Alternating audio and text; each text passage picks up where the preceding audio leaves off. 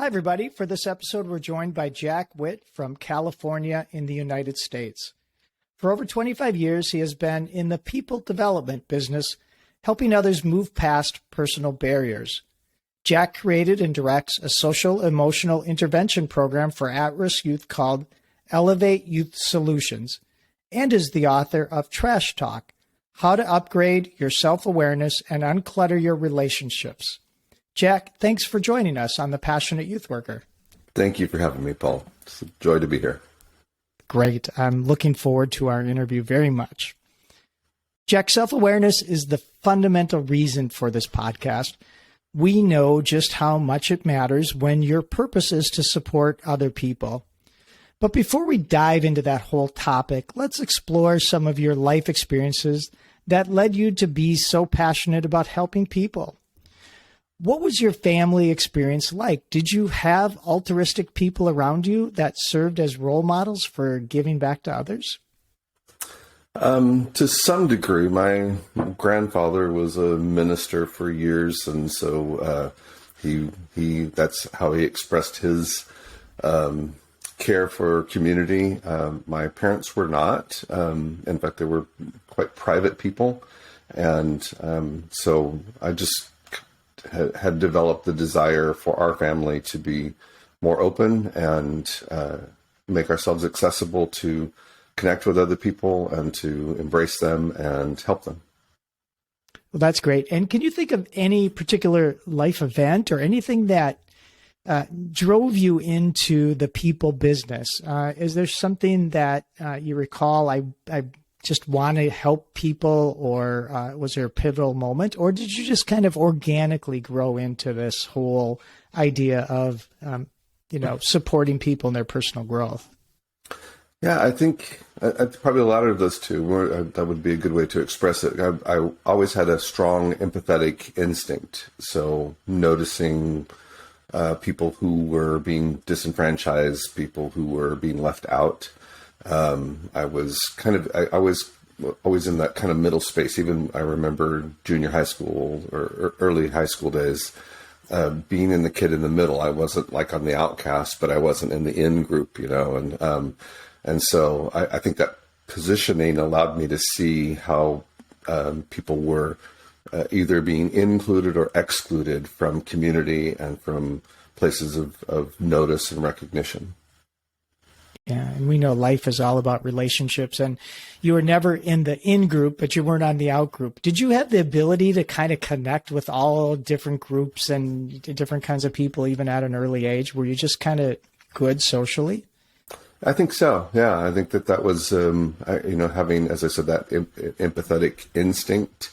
Then I was able to connect and relate to people on both sides of that strata, and so that helped me. I'm more of an introvert by nature, and so that introversion, I didn't have huge friend groups. I didn't, that wasn't something that appealed to me. But I did connect with people one-on-one and had close friends, but was able to kind of navigate that middle ground. Yeah. So you had that empathetic side to you. It just naturally came easy to feel for other people. It did. At what point did you decide or think that this is something that I can use to, as an adult or, as a career maybe? Was that a conscious thought to try to use that? Or again, did you just kind of evolve into this? Well, I think it, just naturally led me to find a career path that that would allow me to express that, to be able to utilize that. My dad was always pushing me to, go get your MBA and, get in business. He was a businessman, and I had other interests, so I chose to follow my grandfather's path and entered into ministry at an early age. Went off to Bible college and got a degree in pastoral ministry, and so that became the housing, I think, for that desire to help people. Yeah, that makes sense. There's so much comparison to ministry and youth work. They're both just deeply concerned and caring and loving towards other people. Yeah. So you got into ministry. You did that for quite a while, but for some reason you moved into a different direction. Can you talk a little bit about your work with the ministry and why you moved away from that? And I'm sure you're still a very spiritual, religious person, but yet you're not just in the ministry itself. So can you just talk about that transition into the people development business side of things? Yeah, absolutely. I think the point for me, the church had grown and we were reaching a bunch of people who were really disenfranchised in communities. So a lot of homeless people, a lot of extreme poverty individuals, and I had become really, attracted to them because they were so hungry and open. A lot of the people, the middle class people that we were serving in the church were content to kind of live in, their identities, of we have it together and we're just, our spirituality is just a part of our lives. And so I really directed the church toward reaching those people who were desperate. And it created a crisis for our church and for me personally, in that I saw how that the social and emotional, the lack of social and emotional development in people affected their ability, for the people who were not off the street, but needed to have some, or to try to engage them with that work, that they ran into their own biases and prejudices and things like that kept them from moving forward that direction. And then we had these new people coming into the church who were very broken and needy, and they didn't have the socialization skills to be able to pursue their faith. So I kept seeing this kind of undercurrent, the undermining of people's best intentions for relationships, to find community, to find new community, all these things being sabotaged by this lack of social emotional development. So their lack of socialization, their inability to communicate well, to resolve conflicts, to regulate their own emotions, all of those things were becoming more and more on my radar, we need to address that. And in the church confines, it's like they want you to just pay attention to spiritual matters. And I was more and more concerned about the person, and about their whole soul, their thought life, their emotional being, their socialization. And so that I tried to lead in the church for a while, and then ended up making the transition out of ministry to do that in a private sector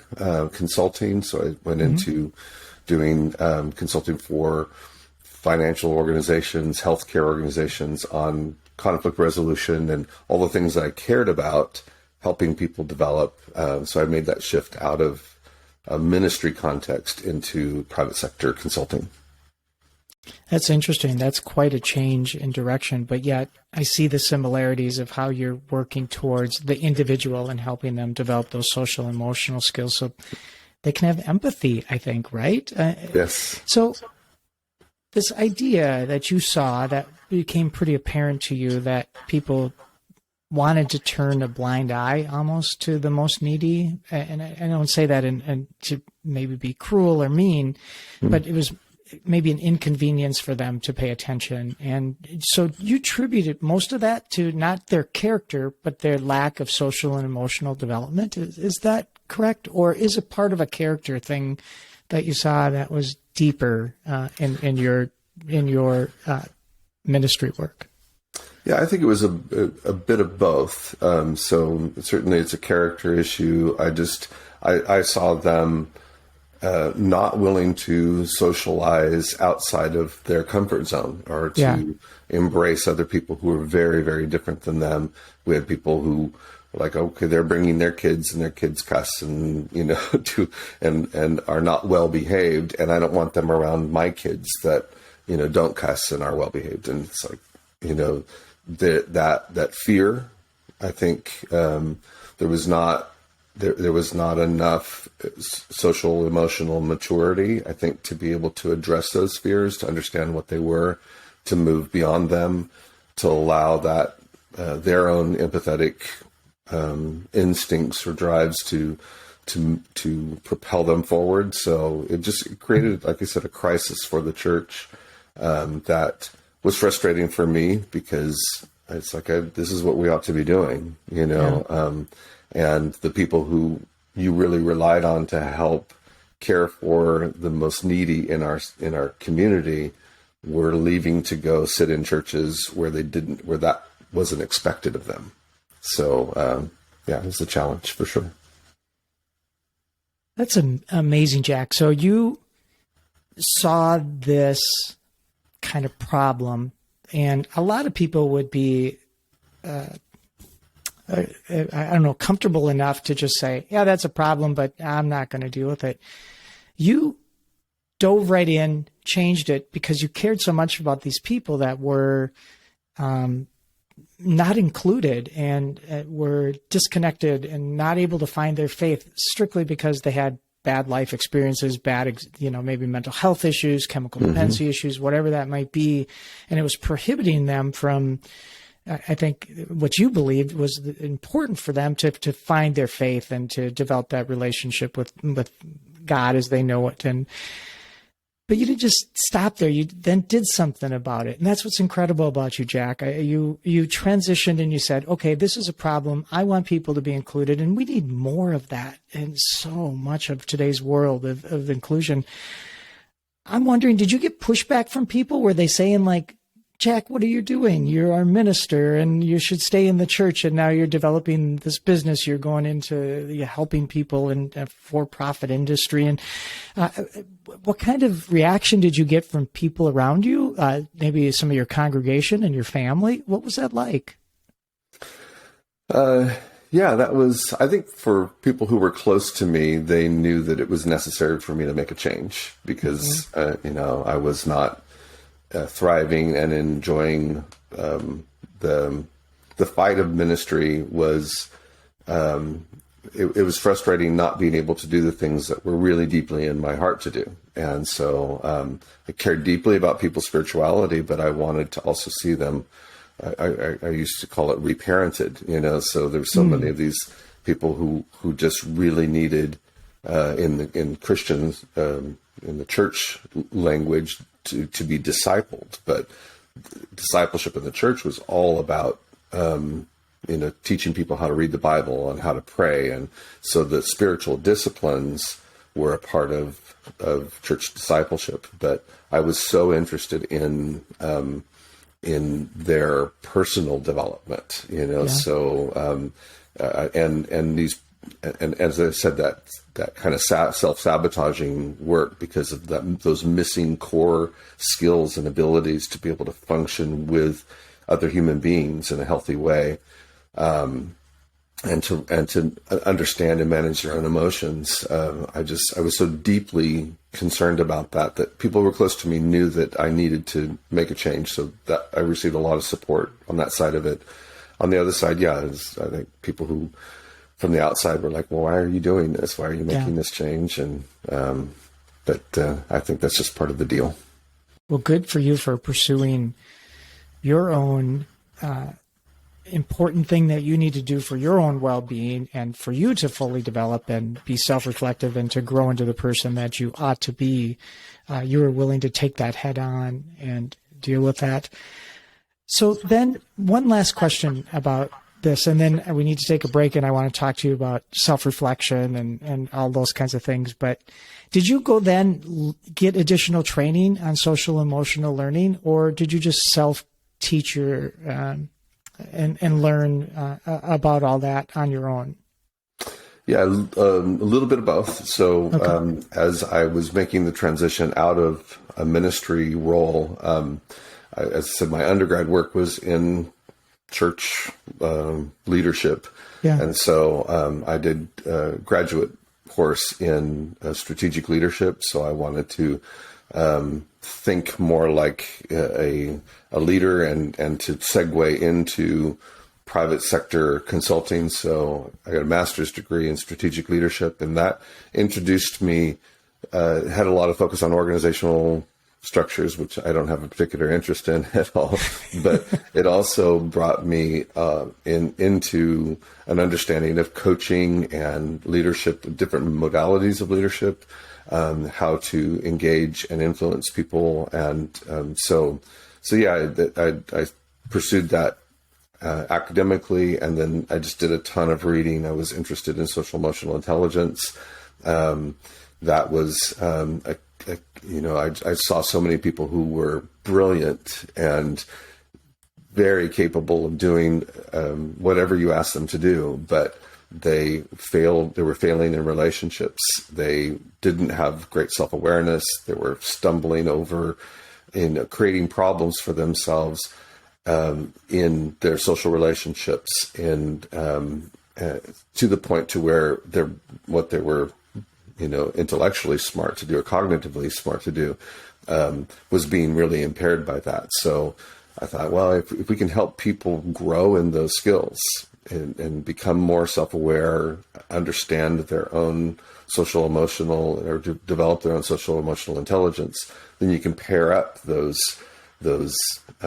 cognitive abilities with those skills. And as I've explored more, it's like the world of social emotional intelligence.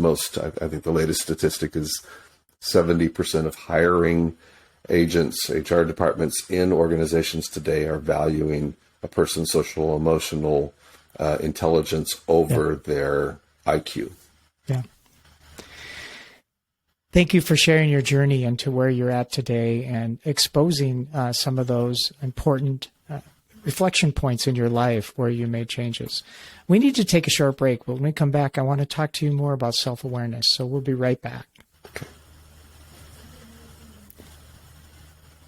Jack, right before the break, we were talking about moving into the idea of we moved into the idea of self-awareness and self-reflection as a discussion point. And I'd just like to ask you point blank, why is self-awareness and self-reflection so important from your perspective? I think we go through so much of our life outwardly faced, right? So that we are engaged with how other people are behaving and not collecting that awareness of how that's affecting us, or how that what we're carrying inside of us is affecting those relationships. And so we have these you have that old expression of two ships passing in the night. It's like you see that in marriage relationships or partnerships. You see that in business relationships where people are just they're missing connection.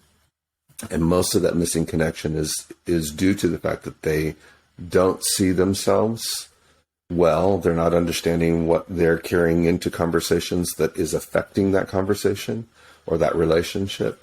And they're not reading the situations and engagements with other people in a way that is informing, or that they're not reading that in a way that is helping them to understand what's going on internally with them. So it's almost like it's like we're all just kind of wearing these masks and running around and kind of moving in proximity to each other.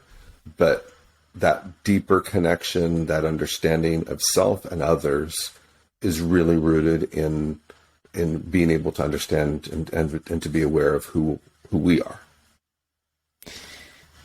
I agree. And I think that the future of youth work or any human services work, I think in the future is all going to be about self-growth and personal reflection and the ability to bring the best version of yourself into that support of the person that you're working with in a human services industry.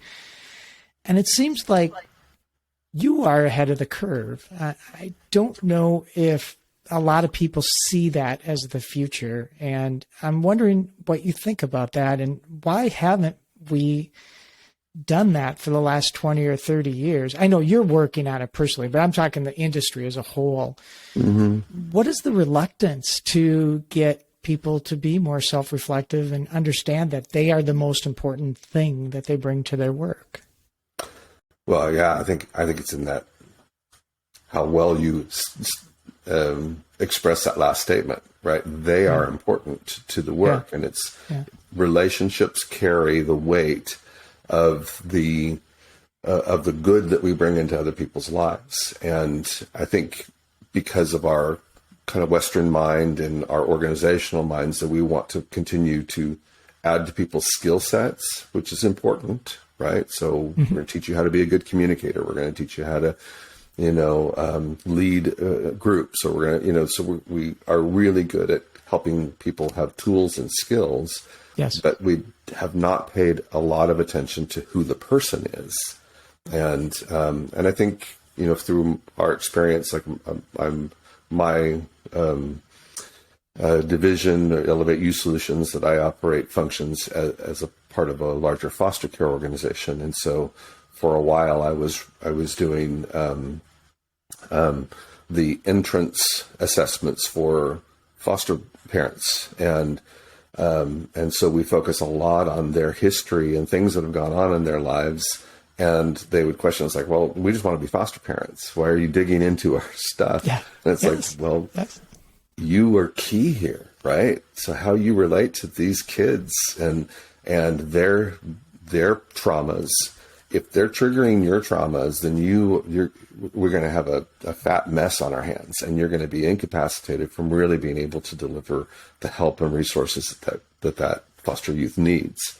So I think all of those things have just kind of congealed into a really deep conviction in me. In fact, in our program, we focus on bringing those core life skills, those social emotional skills into the life of the students. But I focus on in our training, it's like, if you don't know this for yourself, if you're not doing this for yourself, if you're not authentically living in, we call them anchor points because we have this mountain climbing metaphor.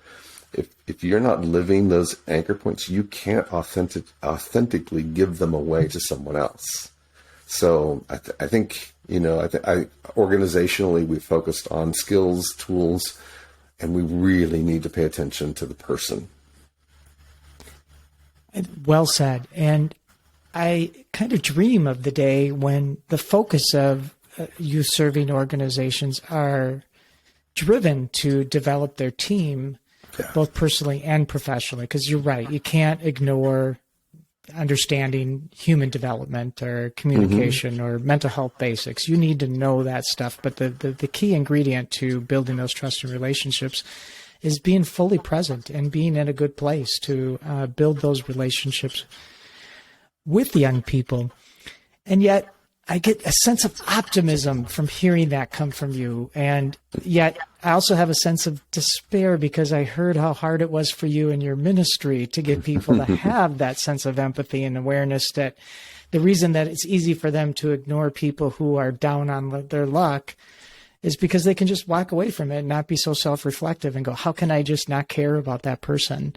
Right. What gives you hope, Jack, that we're moving in the right direction? I'd say let's say in the United States. Is there anything that gives you hope, or are you pretty pessimistic that we can get there someday?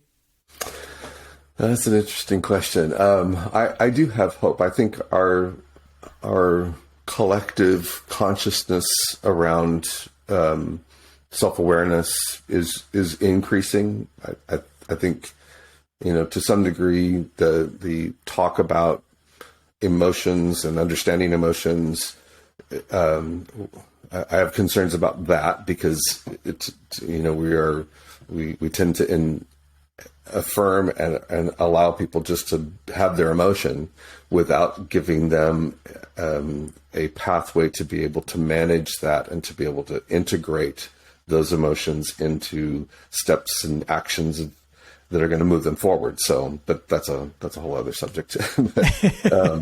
But I do, I think our collective consciousness around our emotional wellness. I hear a lot more talk in youth service organizations, anybody who's in human services about self-care, and I'm a proponent that, sometimes we just call self-care whatever you do, and I think it needs to be proactive self-care. We need to be working on the things that are helping us to get healthier as people, so that we can bring that health into our serving relationships. So yeah, I am hopeful. I think especially this younger generation, most of our team of coaches that we send onto high school campuses are in their 20s, early 30s, and we just had a gathering at our house a week or so with all of them, just have dinner and hang out, and so we played this game. I don't remember the name of the game, but it was just a get to know each other kind of game, and just the way that they're so at ease with talking about stuff in their life or about who they are and about how they feel. I love seeing that. We had a great time just hanging out with them and enjoying relationships and getting to know each other. Yeah. Well said. And I agree with you and about the younger generation, and they do give me hope as well. Mm-hmm. I think they've been exposed to the idea that it's okay to share more of yourself and to be a little bit more reflective about what your needs and wants are than perhaps my generation or your generation, probably similar generations, where we were kind of just told to tough it up, right. Like hang in there, pull up yourself by your bootstraps and don't complain and just keep your nose to the grindstone and work hard. Right. But that meant you were able to close your eyes to so much around you when that was going on. And I also, like you, I consider myself to be a pretty self-reflective person, and I've enjoyed the journey my whole life about how my world just keeps evolving and changing. And my understanding of who I was meant to be is continuously going through changes. And it's the most beautiful thing about life is to become that person you were always supposed to be. Yeah. And I think you are on that journey. And is that how you would see it too? It is. I probably wouldn't have looked at it that way, but yeah, it's fun. It is really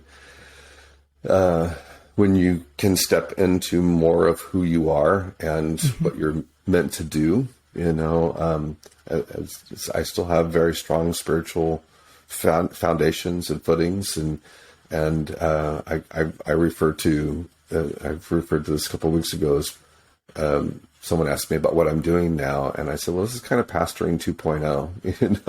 It's like the next evolution of really caring for people, but in a different way, or a more complete way in terms of, I think, my assignment.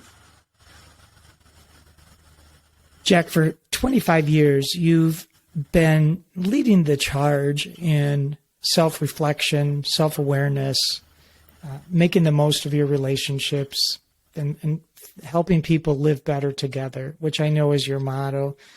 And I think you have done so much good for the people you have come in contact with, both in your ministry work and in your professional life, in your people development business role as well.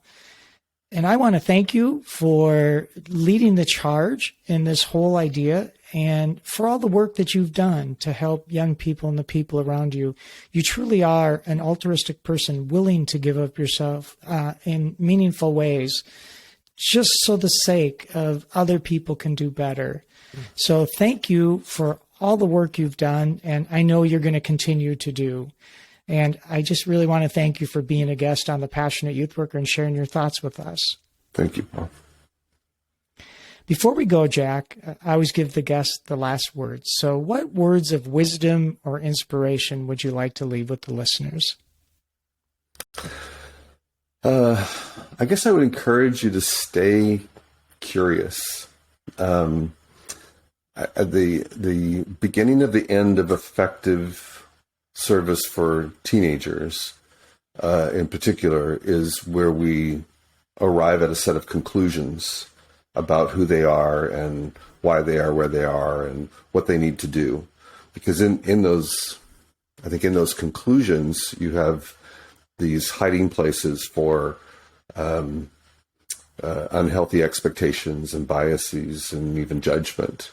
And those things can slowly disengage us, remove us from them.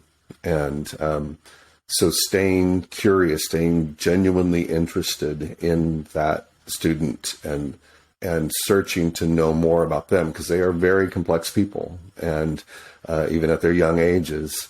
And those conclusions that we draw about them can categorize them in a way that allows us to step back away a little bit. So I spend a lot of time thinking about how can I get that student's engagement? How can I engage with that student and keep them engaged so that I can help them? And I think for my health and for the health of youth workers, we also need to pay attention to what do I need to do to stay engaged with them. So staying curious, staying authentically interested, and not drawing conclusions about who they are, what they are, will help us to be able to do this for the long haul.